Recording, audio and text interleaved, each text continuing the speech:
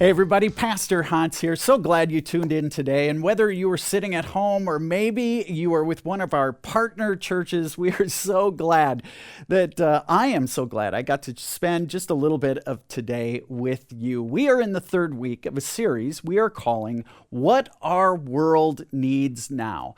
And here's what we're trying to do. We want to invite you to consider filling in the blank in this sentence. The sentence goes like this: What our world needs now is blank. How would you fill that in? I've been thinking about that over the last couple of weeks as we've been walking through this series, and here's what I've realized.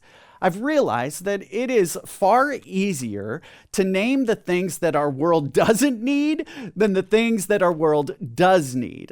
For example, maybe you'd agree with this. Our world doesn't need more of the same, right? We don't need the same old, same old. We don't need more of the past. We don't need more arguing. We don't need more promises. We don't need more politics. We certainly don't need more greed and more nastiness. It seems that it's easier to name what we don't need than to put our finger on what our world needs, because we live in a complicated world.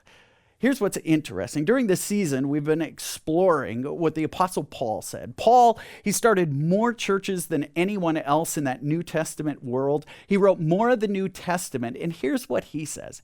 He says, what the world needs more than anything else, this might surprise you, is you and me. What the world needs more than anything else is a little more of us. But he has a caveat, and I hope you don't get offended by this. Just bear with me. What the world needs more than anything else isn't the current version of you and me and us, but it's a mature version of you, me, and us. You see, in a letter to the Ephesians, Paul wrote these words. He said, "So Christ himself gave the apostles, the prophets, the evangelists, the pastors, and teachers to equip his people for works of service."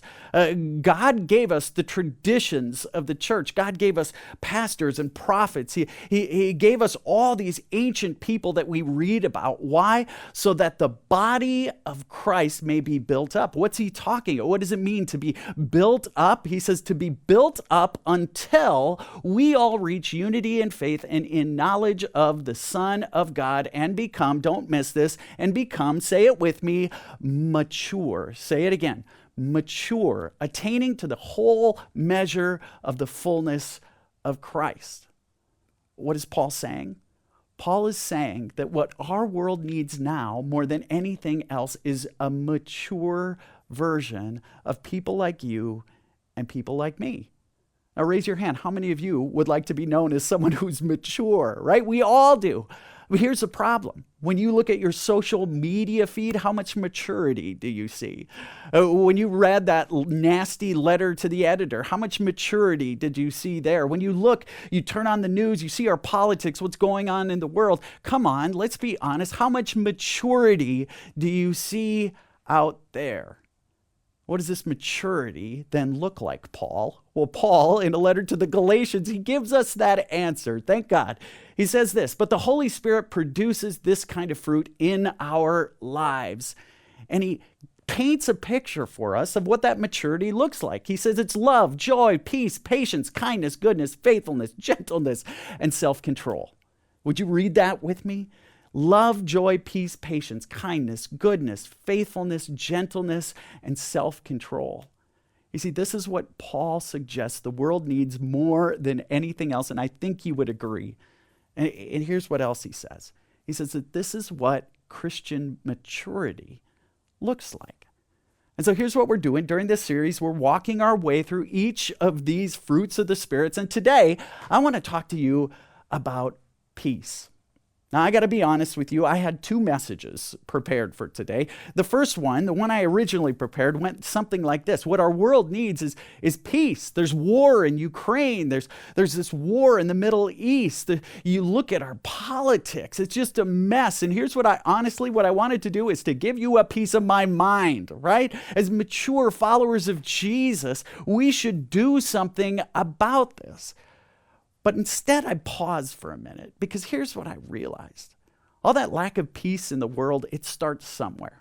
It starts in you and it starts in me. It starts with a peace in you And it starts with a piece of me. And here's what I'm come to realize. As I listen to the stories of hundreds and hundreds of people that call our church their church home, here's what I realize. Most of us, most of our lives, we lack this peace inside of us. You and I, we lack this peace. And usually, here's what I found, is it begins as Americans at a really young age. I remember when my search for contentment began. I remember it like it was yesterday. When I was in middle school, my family moved to a new community. And I remember beginning middle school. And like every middle schooler, as I went to school, I looked for my group of people. And I remember, though I was really good in our neighborhood elementary games of kick the can and sardines, when I went to middle school, that sort of athletic ability didn't really transfer to middle school athletics. There were always guys who were faster, bigger, stronger than I was. I remember academics. My parents, they always told me as a kid that I was so smart, that I was the smartest kid they knew. And here's what I realized when I went to middle school. They were lying to me.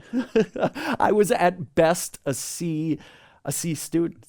I joined the band, and all the wealthy kids, or all the cool kids, they played really cool instruments like the drums. But me, I came from a family, a poorer family, and my parents said, if you want to be in the band, well, you're playing your dad's trumpet. It was a school where there were so many kids who came from wealth. They were all wealthier than I was. But I had this moment. In middle school. It came in gym class. We were running the mile. Do you remember that? Remember in gym class? I'm old enough to remember where they issued you a white t-shirt for gym class with the school logo on it, right? You had the black shorts, and we were running the mile. And I was not a runner. But this day, for some reason, I don't know why, I decided I was gonna give it my best. I remember we ran lap 1 and we ran lap 2. And by lap 3, I realized I was by myself.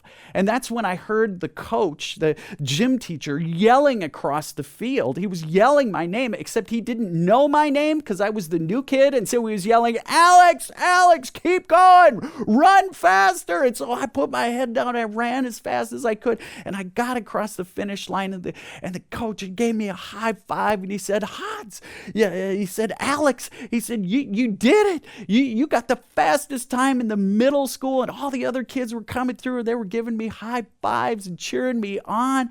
And for one moment, I was faster than everybody else. And that's when I vomited everywhere. I went from being faster to being the vomiter. That's how everyone knew me. But isn't that how life is, right? There's always somebody who's got a little bit more who's a little bit smarter, who's a little bit faster, a little bit stronger, a little bit wealthier, a little bit cuter, a little bit skinnier. And that's what we want, right? We grow up from an early age always wanting a little more and to be probably a little too vulnerable. There are some of us who don't just want a little more we want a little more est. We want to be the best.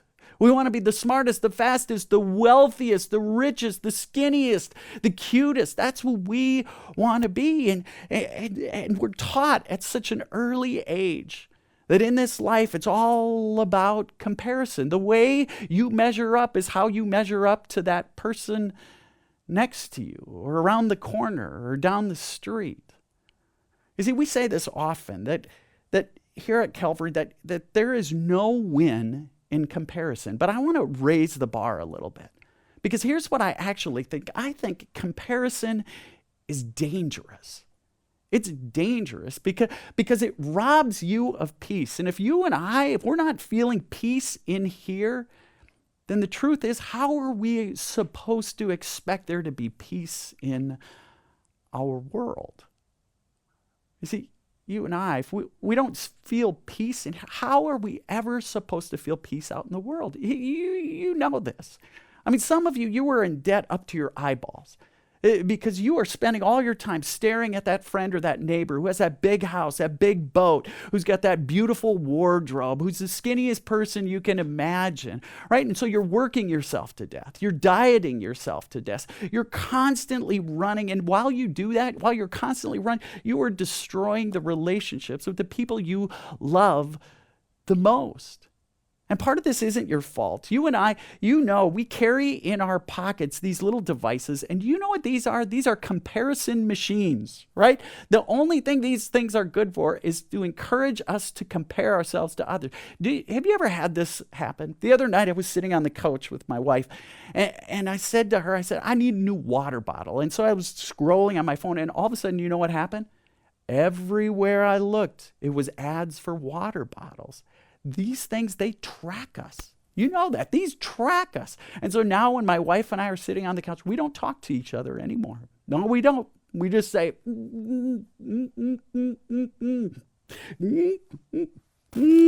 right? We don't talk to each other because these things are tracking us. They're comparison machines. I mean, I hate to admit this, but as a pastor, I go out there on social media and I look at what other pastors are doing, these big churches, and I see how many people are listening to their messages. And it does something to me because I'm just like you, right? We have this voice inside of us that says, you need what they have to be respectable, acceptable, and lovable. You need what they have. Can I let you in on a little secret? Whoever your they is, they are doing the very same thing. Think about it. Look around the room.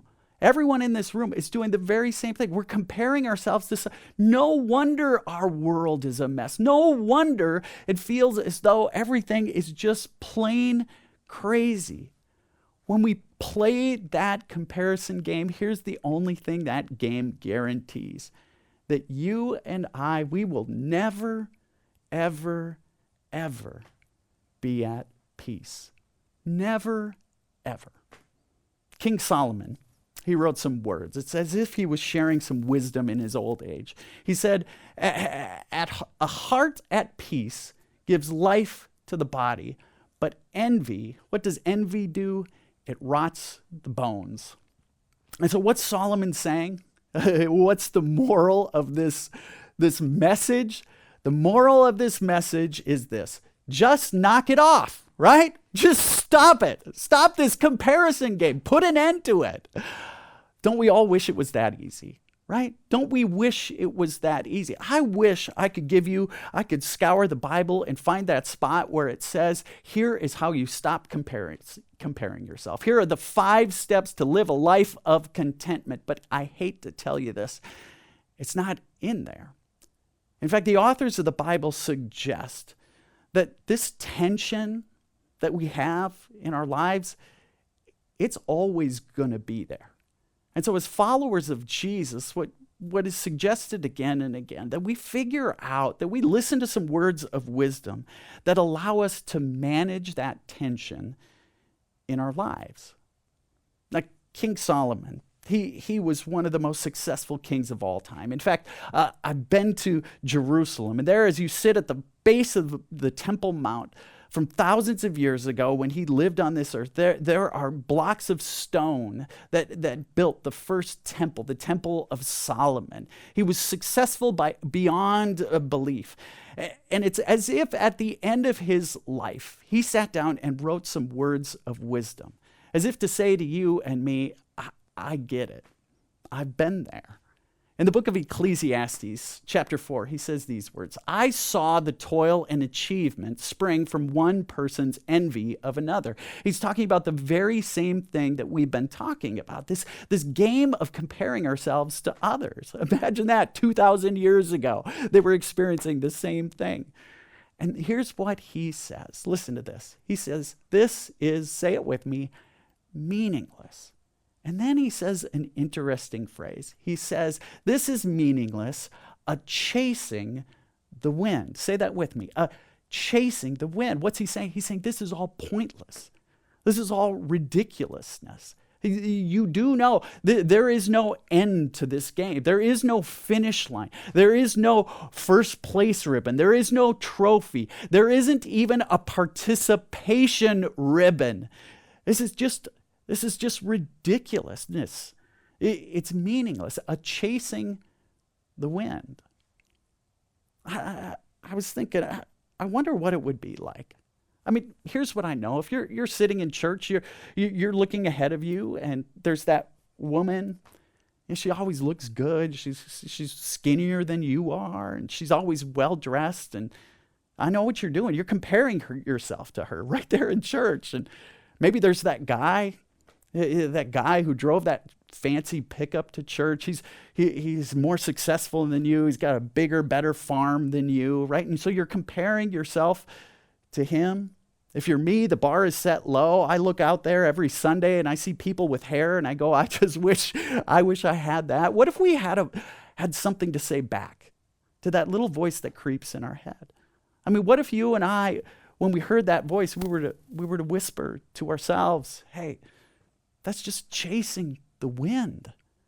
That's just chasing. And I don't chase the wind. I mean, some of you need to say this right now. Would you say it with me? That's just chasing the wind. And I don't chase the wind. I don't play that game because there is no win in chasing the wind. Now, I know some of you, you're listening, you go, oh, so what am I supposed to just be lazy? Am I supposed to not achieve, not want to accomplish things in my life? Solomon goes, hey, listen, I accomplished more than you can ever imagine. He goes on and he says these words. He says, fools fold their hand and ruin themselves. He says, hey, don't think I'm saying you should live in your parents' basement for the rest of your life. But then he says these words. Listen, these words are so powerful.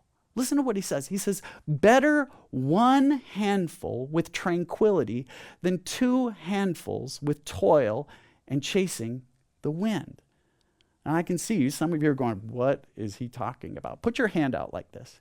He says, better one handful of tranquility, one handful of being satisfied, one handful of saying, I'm okay. One handful of being grateful and thankful. One handful of, hey, your brother, that rich one who just got the big house. You went to visit him. He's got 100 acres. He's got land on a lake. He's got every toy, the boat. He's got the ice castle. He's got the side-by-sides. He's got the 20,000 square foot shed man cave thing. One handful of tranquility as you're driving away would say, I'm really happy for him. Or maybe your girlfriend, she got into that school that you didn't get into, or she got that job that you didn't get. A handful of tranquility says, hey, I'm just so happy for her. You see, here in America, we have this idea that more is always better. But here's what Solomon suggests, that chasing more always leaves us just simply wanting more and more and more and more. And if we didn't get it yet, Solomon gives us an image. He paints a picture of a man who is getting up there in age, and he has toiled, he has worked, he's amassed great wealth, but he has no sons and he has no brothers. And this is a big deal in that culture because it was always the male descendants who would receive the inheritance. It says this, Solomon goes on, there was a man, say it with me, all alone. There was a man all alone. He had neither son nor brother. There was no end to his toil, yet his eyes were not content with his wealth. And then Solomon, he asks a question that I wish I had asked myself a long time ago. And if you're a follower of Jesus, you should ask yourself this very question. He says this, for whom am I toiling? Why am I doing all of this? What is the purpose behind all of this? For whom am I striving and achieving and wishing and wanting, always wanting more? For whom is all? I mean, some of you, you've been living your entire lives competing with your sister or your brother. I mean, others of you, you've been trying to live up to your mother's expectation all your life. And others of you, guys, some of us, we've been trying to live up to our father's expectations all our lives. And we're still doing it, even though our father is no longer with us. He's passed away. I love this. Solomon goes on. He says this, "For whom am I toiling," he asks, "and why am I depriving myself of enjoyment? Why am I spending my entire life deprived of peace?" Think about this for a minute. There are about 8 million people, 8 billion people on this planet. Get this. There are about 7 billion of that 8 billion people who would look at your life and regard you as one of the luckiest people they know. Have you thought about that? But here's the problem. There are 7 billion people who look at your life and regard you as one of the luckiest people, and you don't. I want to close with this story. There's a TV evangelist. His name is Joel Osteen. He's from Minneapolis, and his ministry is on TV across the country. And you can think what you want about him. I wouldn't say he's my favorite character on the planet, but he's got an interesting story. His dad was a famous TV evangelist, and Joel, growing up, he was an introvert, and he never wanted the limelight like his dad. He always when he took a job with his dad, he took a job in working in video, and he was always the guy kind of down in the crypts, away from the limelight, working on the video part of their ministry. Well, suddenly, when his dad was 77 years old, he died of a heart attack. And everyone in the ministry, they looked at him and they said, "Joel, you have to get up and preach this week. You have to carry on his legacy." And Joel said, "Hey, that was my daddy's job, not mine." And they went after and they said, "Joel, you have to do this." They said, "Joel, what if you did this? You just gave one of his sermons from the past. Just use his messages. Just keep the ministry going." And reluctantly, Joel did it. Week after week, he gave his father's messages, and for 6 months, he tried to emulate his father. He tried to sort of reproduce his mannerisms and the way he gave messages. Get this, he even wore his dad's shoes for the first 6 months. And then he had a realization. It dawned on him. He said these words. He said, "Then it dawned on me, I have to run my own race. I can't run my daddy's race or any other preacher's race." Friends, you and I, God created you and me to run our own race. You're going to hear that whisper in your voice, telling you to compare, look over there, look over there. And when you hear it, friends, here's what you're going to do. We're going to say, that's just chasing the wind. Say it with me. That's just chasing the wind. And I what? I don't chase the wind. And here's what you and I get to do. We get to say this: I'm running my own race. I look around and all I see are burning buildings, barren trees. Hopelessness is starting to wreak havoc.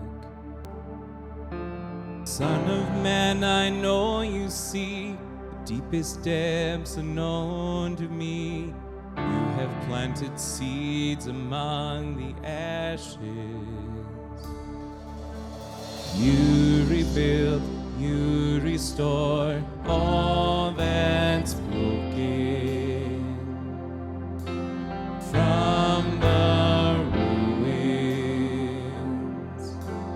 you redeem, you return all that's stolen from your children. That's what you do.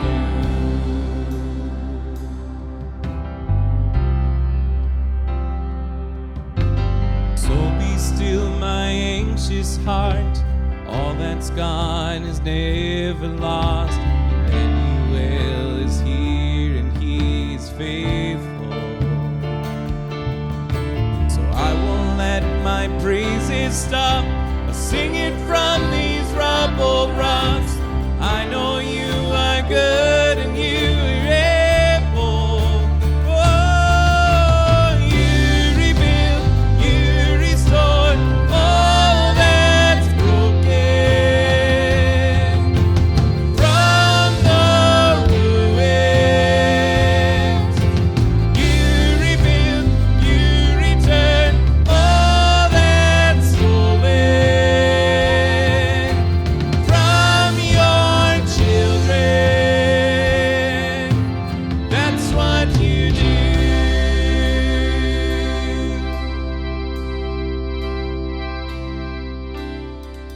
You raise beauty from ashes. Yeah, that's what you do. You turn sorrow to gladness. Yeah, that's what you do. I give glory and honor for all that you do. I will sing hallelujah for all that you do. You raise beauty from ashes. Yeah, that's what you do. You turn sorrow to gladness. Yeah, that's what you do. I give glory and honor for all that you do. I will sing hallelujah for all that you do.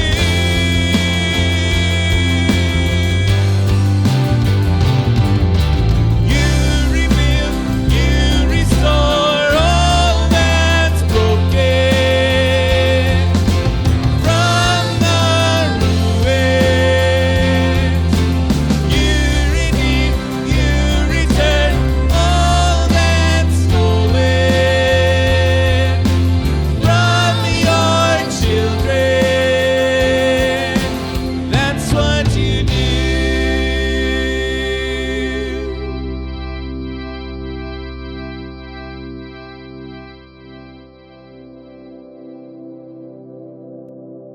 As we close our time together, I want to invite you to join with me as together we pray the prayer our Lord taught us. Our Father, who art in heaven, hallowed be thy name. Thy kingdom come, thy will be done, on earth as it is in heaven. Give us this day our daily bread, and forgive us our trespasses, as we forgive those who trespass against us.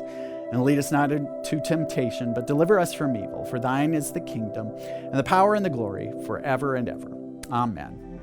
Hey, gang. Thanks so much for being with us today. If you are new to Calvary, I want to invite you to do one thing for me. Would you do this? Would you head out to our website, calvaryalec.org, and there hit the button that says sign up for emails. Why would I ask you to do that? Well, it's the best way for us to get connected. We'd love for you to receive that email, find out about all the ways that you can get involved, what God's doing in this place. It's an easy way to take a next step.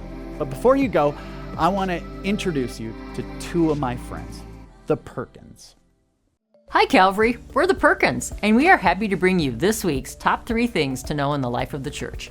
Calvary's mission is to lead all people to a lifelong faith in Jesus Christ, and these are 3 simple but exciting ways for you to be a part of that mission.